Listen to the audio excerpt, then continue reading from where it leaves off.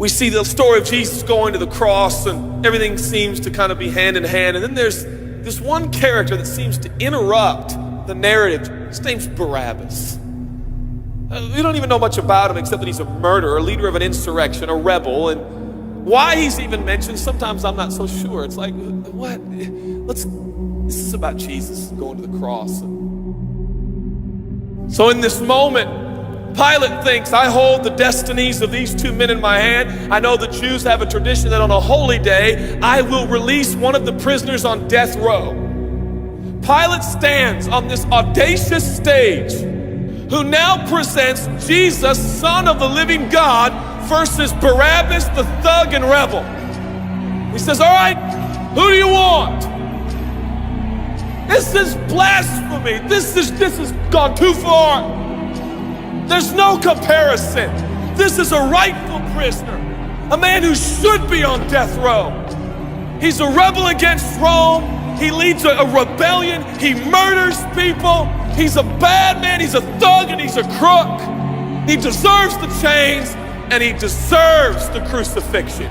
Jesus, what has he done but heal, restore, deliver, set free, open blind eyes, open deaf ears, heal the lame and the leper? What has Jesus done? Who do you want? We want Barabbas. Yeah, give us Barabbas.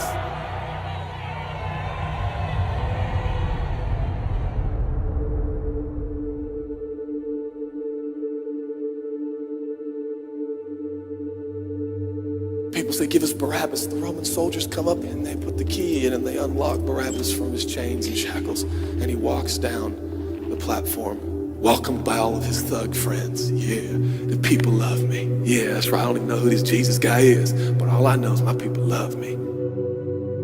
There seems to be no conscience in Barabbas. There's no record of him turning to Jesus and saying, I owe you everything now, for you have set me free. No, I don't see any of that in Barabbas. And God knew that. Jesus stood there, silent, for he knew the will of the Father. He said, it's fine, Father. Let him have Barabbas. For Jesus knew that the Father would have to treat Jesus like Barabbas so he could treat Barabbas like Jesus. Barabbas thought it was the people that set him free. No, no, no, no. It was the love of a heavenly Father. When I look at the story, I realize who Barabbas really is. That's me. That's you. That's us.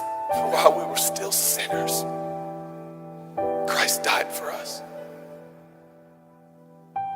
God sent his Son for Barabbas, even the one he knew would walk away from Jesus and his free gift and never come back. He loves them.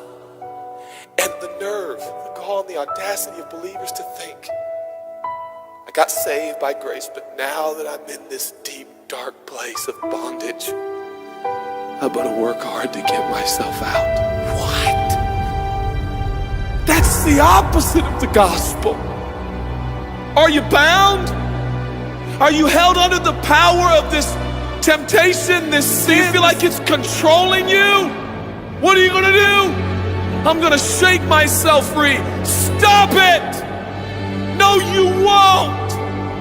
You're no match for the powers of hell and the urges of sin. You will not overcome it, and you will never overcome it. You'll just be another statistic. There's no answer within yourself. Your own marriage, your own goodness, your own discipline, your own devotion will not save your marriage and will not save your kids. There's only one, and he's the one that took your place.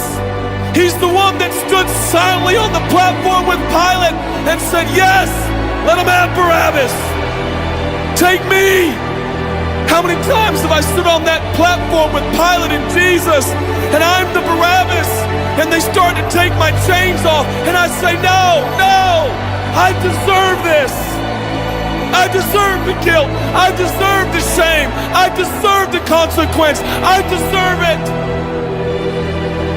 Jesus seems to look at me and say, no, son, Let me have it. Let me have your sin. Let me have your pain.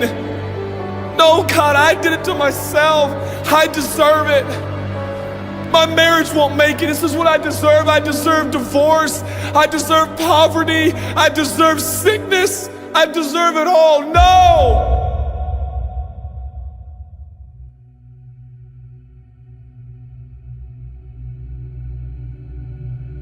God, I'm so ashamed. Give me your shame. But God, what if I do it again? I'll still be here. Oh God, I don't want to hurt you. I love you. I don't want to do this anymore. Give me your sins, son.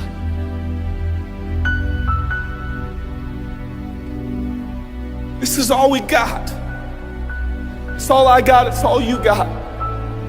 We can play games. We can play church games. We can pretend like some people are better than others and that's why they're blessed, or we can all come to the honest conclusion that it's God. And it's God alone.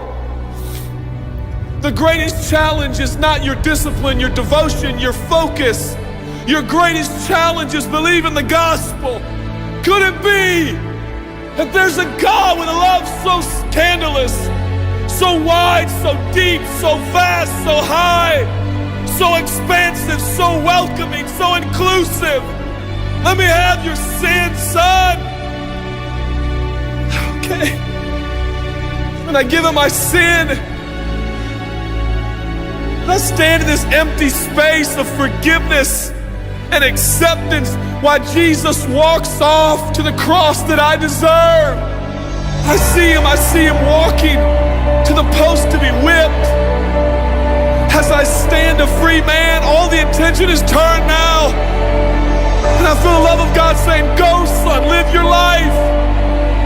I'll pay the price. Where did we get off thinking that we were gonna set ourselves free? It's still Jesus. It'll always be Jesus. It'll never stop being the power of Jesus. If his blood is sufficient for your salvation, his blood is sufficient to sustain you through every challenge and every sin and every temptation. Jesus is enough.